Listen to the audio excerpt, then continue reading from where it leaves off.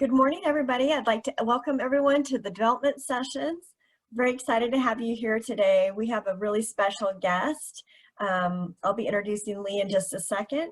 A little bit of housekeeping for you today. These sessions are recorded and we do put them onto the Georgia Cities Foundation website after the session, as well as the presentations. If you have any questions during the session, please feel free to use our Q&A or our chat. We'll be monitoring that and Leigh will be able to answer those questions for you.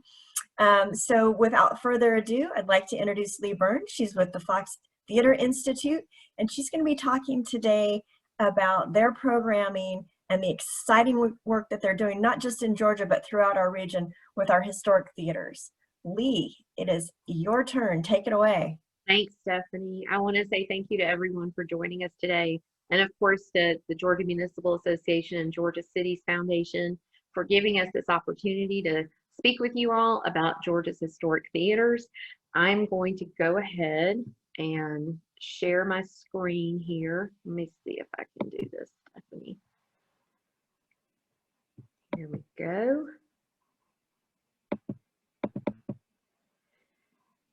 And now, Stephanie, let's confirm that you can see this. Can you see it just fine?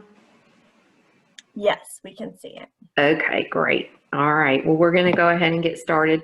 First, I want to talk a little bit today about our programs in general. I'm going to give you some background, and then we're going to talk about some of our success stories, but we'll go ahead and get right into it.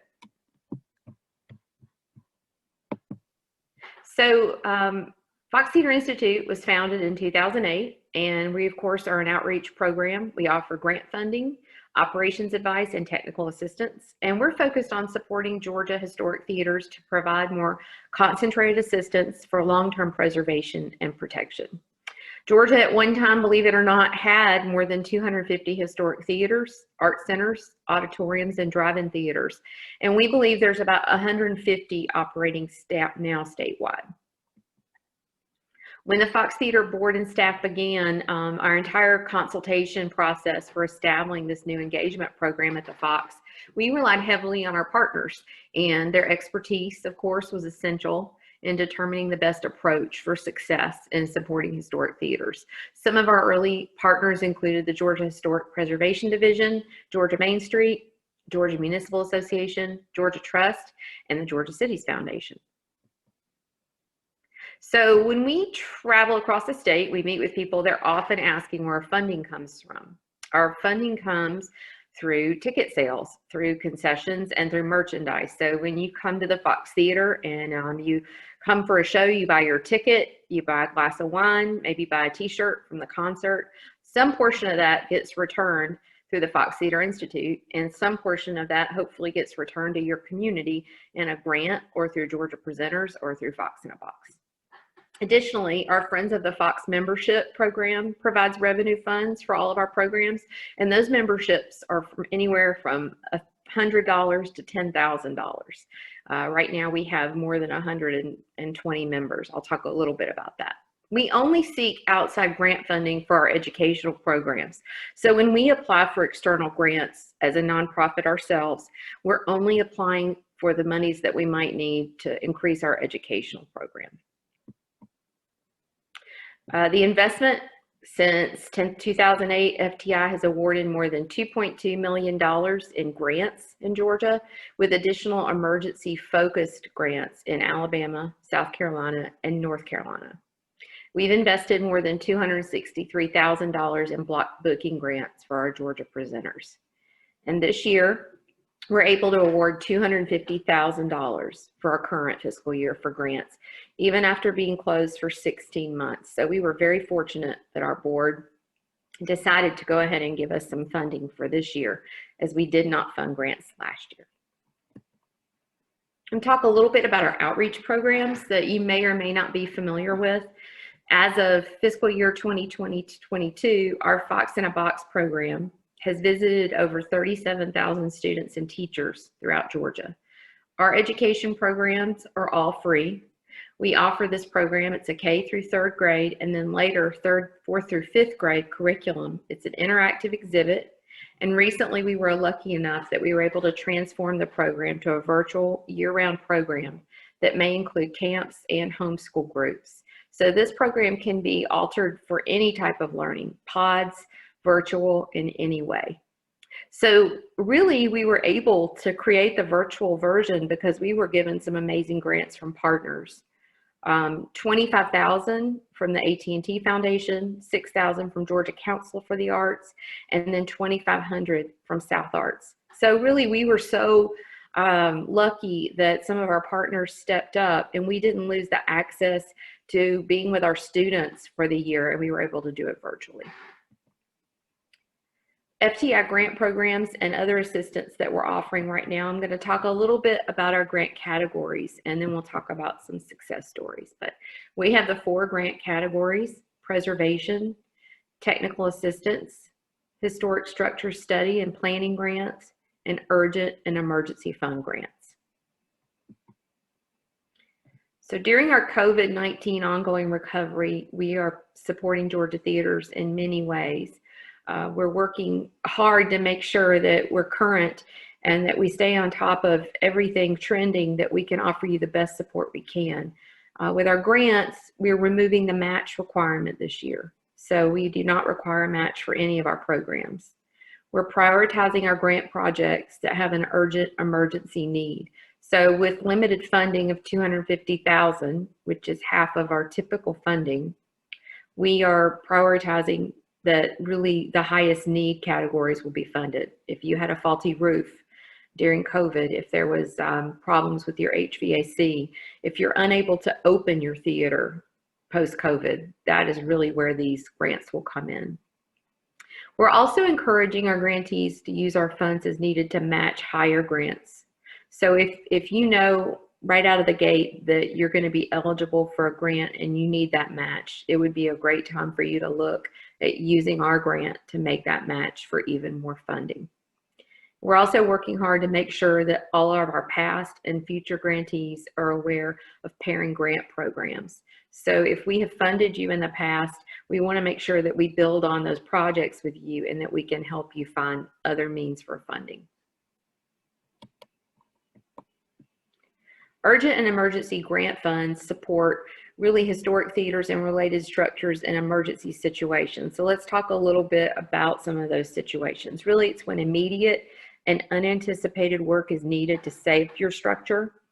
And examples of that urgent or emergency need typically includes fire or water damage, natural disasters, and sometimes general disrepair that might pose an immediate threat to the entire structure or to the architectural integrity of the structure.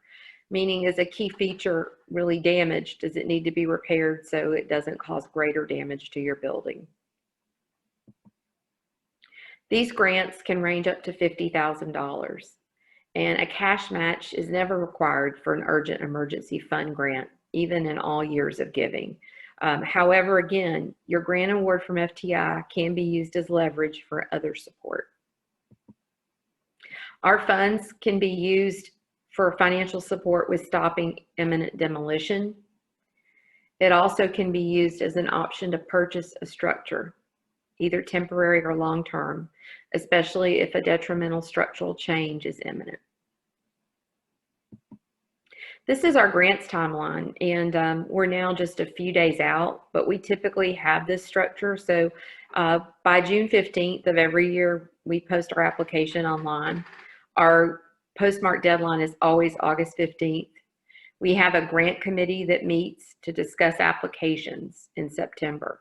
Our grant committee consists of 6 individuals, architects, planners, local government, regional government officials, and those are from all over Georgia, not just in Atlanta metro demographic. The application decisions and grant awards are typically given in November after our board meets in the fall. And then February, we have a midpoint evaluation for grants. We have big check ceremonies, and then final reports are due, and the cycle ends June 30th. So we are on the state fiscal year pattern of July 1 to June 30th. Something also to remember is that all of our grants are reviewed not just by an internal grant committee and myself, but also by the Fox Theater Institute committee. Want to talk a little bit about one of our newest partnerships. We've had a partnership with Southface for our own building at the Pecs Theatre for many uses through good use before, but we have now officially kind of launched in 2020 a program with them through their own good use program to provide energy consultation and final support through the good use program grants that they give. So these require a quarterly application process for $45,000 in funding grants, and they have this offering up to 4 grant cycles per year. So I'll go over some of the winners in a minute of the previous. It does require a match, and a portion may be in kind. And one thing that I'll say about Southface is their in-kind portion is pretty open, and they come up with a lot of creative uses for that. As you know, FTI, we don't allow for in-kind matches, so this is a wonderful opportunity. Also, it provides engineering and sustainability professionals. They offer consulting, and it's provided to all the theaters. This grant is open to all theaters in Georgia, but also all theaters in the Southeast. This is a Southeastern region program, so they're just not granting programs here in Georgia and projects, but throughout the Southeast. In the first quarter, during our partnership, they awarded 3 theaters in Georgia, Southface Good Use Grants, the DeSoto Theater in Rome, the Douglas Theater in Macon, and the Earl and Rachel Smith Strand Theater in Marietta. So those are some photos there. So that was their first quarter grant awards. Their second quarter, which right now we just found out, they've released that the Alabama Theater in Birmingham and the Princess Theater in Decatur, Alabama received second quarter grants through good use. I want to talk a minute about some additional grant resources for you all. One of the things that we really focused again this year on is finding other opportunities to match with ours or to build upon projects with us. So the Georgia Council for the Arts, I would recommend the Cultural Facilities Grant. This information is on their website. We were thrilled when GCA announced that they were going to give money to brick and mortar buildings, and we've been really fortunate that they have assisted some of the theaters in Georgia in grant cycles past. Many of our more rural areas around the state have been using USDA grants, community facilities program loans and grants to work on their facility, especially in Southwest Georgia and throughout. And then the Georgia Trust has a wonderful program called the Callahan Incentive Grant that is eligible, and that's through the Georgia Trust website. You can find that out. The State of Georgia Fiscal Recovery Fund information is available under the Georgia Office of Planning and Budget. These are impact funding that can support nonprofits. They can apply that support tourist industries, arts and entertainment recovery. So I would Google that and make sure that you visit and see what those offerings are. There's a lot of federal money being passed through the state, as you know, and we really hope that people will educate themselves on how to receive some of this funding for their communities. And then always there's the Community Development Block Grant Program through the Georgia Department of Community Affairs, which is a wonderful program that can support really large projects throughout the state. I'm going to talk a bit about Georgia Presenters. Georgia Presenters is a statewide programming booking consortium, and it provides collective programming where presenters work together to increase performance opportunities. However, it does a lot of other things. It serves as a referral system for all kinds of vendors that work on historic theaters. Barely a week goes by when we don't get a referral for someone who repairs marquee signs or helps with roof repair. And this group really, during COVID, we've been focusing on hosting monthly meetings and assisting our presenters with grant support, finding funds to help them do repairs during closures and now reopen after closures. We currently have 52 active members, and we're really proud that we have recruited 20 new members since 2017. So that means to us that theaters are very much alive and moving towards success, and we love recruiting new members. 9 of those members are from the Metro Atlanta area, the ARC region arts organizations, 14 from arts organizations below Macon, south of Macon, and 29 from arts organizations in outlying counties in North Georgia. That's a tremendous amount of theaters and art centers that are offering the best in entertainment in our state, and we're so glad that they're part of our group. The Fox Theater also funds Georgia presenters through $30,000 in block booking grants each year. And we assist presenters as well with finding support that can leverage those block booking programs through South Arts, through Georgia Council for the Arts, but also through brick and mortar programs through historic preservation. We provide scholarships to conferences for outstanding professional development, and we participate in other statewide consortiums. We represent our state with North Carolina presenters and Arts Midwest. I'm going to specifically focus on some Georgia grant projects today that we've worked with, and I hope that some of the staff and volunteers and committee members are watching, and they're going to see some of these projects that we've focused on throughout our state. The Winterville Auditorium is about 8 miles from Athens, and this is a picture of it on the right and in the interior on the left. The auditorium had been shuttered for decades. We have funded 3 grants with the Winterville Auditorium. We've provided interior systems, supported ongoing HVAC upgrades, and helping establish community-wide planning for the best use for success. So this was a theater that was closed, dormant, not open. We kind of got in at the ground level and helped them look towards funding structures, start providing, brick and mortar support to get their interiors finished out, and then also working with them on strategic planning involving their community members. Again, a lot of nice things have happened around this community, and that the Firefly Trail is there. There's a lot of businesses popping up and a lot of people relocating out to this community just outside of Athens. This is a series of photos from the Imperial Theatre in Augusta. We've been working with the Imperial Theatre for many, many years. They're a tremendous member of Georgia presenters. We were lucky that the theater celebrated its 100th birthday in 2018. And FTI provided a grant to help them repair a lot of historic plaster within the interior of the theater. As many of you know who are operating theaters, these are the type of projects that sometimes you don't have access to. You're worrying about keeping the roof from leaking. You're worried about now making sure the air is clean, your ticketing systems, you're spending money in so many directions. So I think a nice way that our grant comes into play with many of these is when there's momentous occasions in the history of the theater, making sure it looks its best. So we were really excited to again work with the Imperial Theatre. They had been previously funded through other grants as well. Festival Hall in Greensboro. Many of you know and probably have been to this area if you visited Lake Oconee. It is a previous auditorium for the high school, the Greene County High School. In the left-hand photo, you can see the exterior.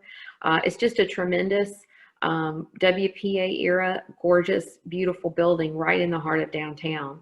And FTI funds helped the operators of Festival Hall secure consulting services to assess and support necessary additional space planning for the historic auditorium. So they were looking at providing more space for catering kitchen, for elevator access, for ADA accessibility, really how to make the most of the backstage spaces to best support the front of house. Festival Hall had also previously received an urgent emergency grant fund for a new dance floor, a new stage floor in their building in 2017. So they've also received a series of grants. Again, this is Festival Hall in Greene County in downtown Greensboro. The Grove Theater is here in Atlanta, and it's over on the west side. We started working with the Grove Theater as well in around 2016, 2017. The theater is just one part of a much larger community-wide development project of the Grove Park Community Foundation. That larger project includes a school, a YMCA, now wonderful senior housing through the Georgia Department of Community Affairs. Many surrounding businesses will be open. When we started working with Grove, it had also been a dormant theater, but it had a use as a pawn shop when we found it. This is a photo from 2017. And one of our more recent photos on the right at one of our big check ceremonies. So we have supported 3 grants total with the Grove Theater, and that's been for historic preservation architectural firm to perform feasibility studies originally, and then one was to repair and replace their entire roof the following year. And then finally, for more architectural documents to build out the interior. The Grove Theater and the Winterville Theater should both open in 2022. The Winterville is open in limited capacity and having some performances, but community-wide, both of these in 2022. And we love these ground-up projects. They're a wonderful reflection of the FTI services. Additionally, Theater Albany, down in Albany, Georgia. As you know, this part of the state receives a lot of damages from tornadoes that come up out of Florida. And when I first began at the Institute, it received substantial damages to the facade. In the middle picture, you can see the columns were not sound. They were pulling away from the building and also had extensive damage, water damage to the facade. This grant, the first one, the emergency fund, helped complete repairs to the facade of the building and really to the columns and the masonry. Theater Albany is right outside the downtown area and is just a wonderful performing arts center in Dougherty County. The Pecs Theatre out in Eatonton. So this is one of our more recent projects. FTI partnered with the Eatonton Downtown Development Authority to purchase the Pecs Theatre through acquisition funds available as an emergency resource. This project has such a special place to our team in that it was the first theater that we helped purchase. The owner sold it for a much lower cost than had been originally kind of negotiated, with the use that it would be returned to a theater. So FTI went in 50-50. This was purchased, and now it's being rehabilitated and will be used as a theater again. Just a nice point of interest is that this is Alice Walker's hometown, and it's where The Color Purple filmed locally, premiered locally there in the community, and of course has so many ties to the writers trail of Georgia. So we were really excited to fund this as our first acquisitions grant. The Southside Theater Guild is down in Fairburn, Georgia, in Metro Atlanta as well. FTI supported the removal of their failing roof and construction of a new one. They also had failing coping. The roof was in great disrepair. This was the first time that our FTI committee had reviewed a grant and moved it from the preservation category to the emergency category so they could take advantage of more of the funding ask and not come up with a match. It was a very failing roof and had to be fixed, was causing, as you can imagine, a lot of internal damage. There's a lot of special things about the Southside Theater Guild. I think one of them is that it's one of the oldest operating theaters still remaining in Metro Atlanta, and it serves a large Southside community in an area where growing up you didn't have to go to Atlanta. You could see shows here, and it's just a wonderful place if you get a chance to visit. I'm going to talk for some best practices right now that relate directly to the times that we're living in with COVID. As you can imagine, when we start these presentations, we also think, oh, you know, COVID is going to have an endpoint and we're not going to be living through it. But some of these best practices are while we're continuing to navigate how to open our theaters, how to bring in revenues that we need in ways that are safe for our community. So really early on, I think one of the best things that we can do when we operate theaters in commercial districts is, and these are in downtowns, of course, typically that have a Main Street program or DDAs. We can form partnerships early with organizations who share similar goals for the arts. So I think there's always strength in numbers. I think that you'll see that play out with funding asks, but also in maintaining maybe an outdoor space. We'll talk a little bit about that. So also be transparent with your board members and your patrons about your financial needs. If you don't convey those and you don't share the situation where it is, they're not going to be able to read your mind. And I know that that seems very obvious, but I think throughout the process, giving them monthly updates of what the highest needs are and finding individuals in the community that might be connected to those board members who can assist you. Find good champions in local government and other local nonprofits for projects with the highest needs. Again, focus on things like your roof, air safety, air quality, upgrading equipment to help people scan tickets, to help people by, needed things for COVID safety. I think that really you have to focus on the highest level, and maybe you don't get down into the nitty gritty with high plaster repair projects this year. Maybe you put those off for better years when you're more flush. But for us, we really want to see you focus on your highest needs. Also, when applying for arts grants, leverage opportunities to accomplish similar goals. So if you're applying for funding for festivals, for city county school programming, consider going in with your Main Street, with your CVBs, with other partners that can help you leverage some of the input that you need to give financially and theirs. Also take advantage of joint outside social media opportunities such as GoFundMe campaigns. We've seen a lot of nonprofits this past year as they've been shuttered venues to develop GoFundMe paid campaigns for when they reopen, but also in the interim if they're closed and can make repairs for restoration on the inside and outside. Meet regularly with partner organizations to avoid repetition and funding asks. So be transparent with your partners. In arts organizations especially. You don't want to apply to GCA or to South Arts or to some of these organizations for repeat projects in the same community that you could combine and work on together. Apply for grant opportunities together, but make sure that they're the right partner and that there's more than one partner. If you can leverage 2 or 3, I think that increases your chances also of getting the match from local community members, from your Kiwanis clubs, from Rotary, from people that traditionally give you some of that match. If you can get it together and even do some kind of crowdsourced fundraising together through social media, that typically helps the more organizations. Focus on planning outdoor events. I mentioned this earlier. So if you can find partners that will give you spaces to focus on outside events when possible, with the support of your Main Street program and turning them into more downtown events than just your theater event. I know here in Atlanta, the Plaza Theater has been extremely successful offering their drive-in movies, and it was so successful early on during COVID that they worked with other partners in other theaters and used their parking lots for additional drive-ins.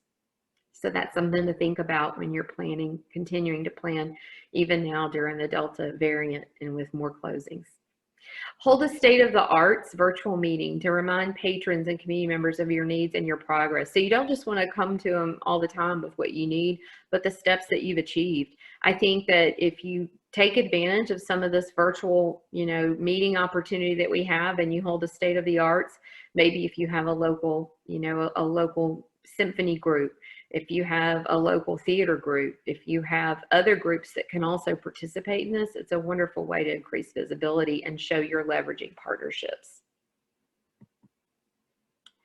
I want to talk a little about our 2029 plan that we're entering. So Fox Theater Institute began in 2008. And of course, life in 2008 for historic theaters looked different, not with technology, but most of our theaters now are cash free. Most do online ticketing. Most of our education offerings at the time were in person. Now we do some of those virtually. I think that when we started talking about our 2029 plan, we really wanted to focus on what we would look like as Fox Theater Institute when the Fox Theater turned 100 years old in 2029. So the assessment process for our 2029 plan really takes into consideration public outreach to the highest level. And we have had 3 stakeholder sessions with representatives, both local governments have participated, local and state arts organizations, and city and county educators. Because if you think of FTI and the offerings that we have, we're not just a grant giving organization. We offer technical assistance, we offer education programs, we offer partnership programs like with the Georgia Public Library Service. We are constantly, pivoting in areas and finding areas where we can have more of an influence to keep your theaters a success. So we also sent surveys to our Georgia presenters, our past grantees. So that included more than 50 grantees from across the state and the region. And really that was a way to also kind of engage them and say, we want to give more money. We want long-term tiered funding. Please participate. This was the best way to inform our FTI committee that funds were continuing to be needed. And then we also sent out a follow-up to our stakeholder session attendees and then numerous partners and nonprofits, both at the local, state, and regional level. Our team at Fox Theatre Institute, our FTI board committee, and our senior leadership are assessing all the feedback from those 3 stakeholder sessions as well as the surveys. So those surveys are extremely important to us, and I'll be sending a link as a follow-up if you would like to participate in the survey.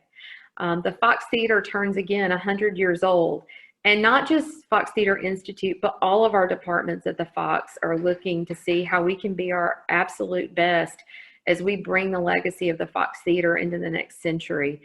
So this is obviously a very exciting time for us.